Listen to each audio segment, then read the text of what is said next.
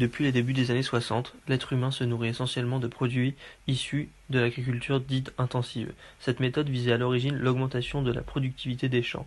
Pour ce faire, les agriculteurs ont utilisé de nombreux pesticides et engrais.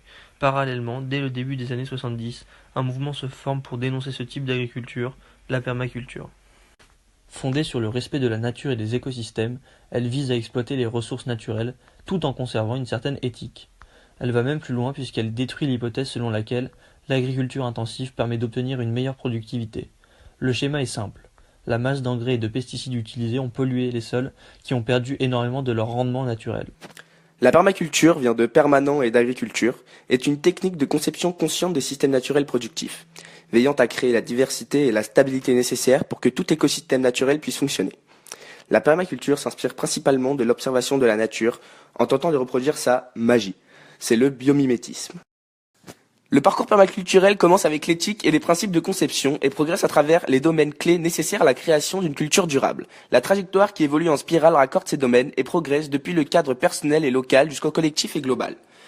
Via les pétales de cette fleur, on peut découvrir quelques-uns des domaines d'application, des systèmes de conception et des solutions associées à cette perspective globale de la permaculture. L'agriculture occidentale atteint une remarquable productivité, mais elle n'a pas pris en compte les conséquences de ces pratiques, les coûts de l'érosion de la terre, la pollution de l'eau, l'incertitude économique et le déclin de la ferme familiale sont aujourd'hui des problèmes pour notre société. Peu à peu, la prise de conscience est en train de se faire, mais nous devons apprendre à comprendre la nature, partager son abondance et seulement guider ce processus au lieu de se battre contre lui. La permaculture présente cependant des limites.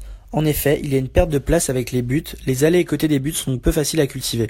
Le sol, qui est argileux, est compact et sec au des buttes qui ont tendance à se recouvrir. Il y a également la présence d'invasifs comme le liseron qui fait des racines en profondeur, impossible à retirer sans retourner le sol.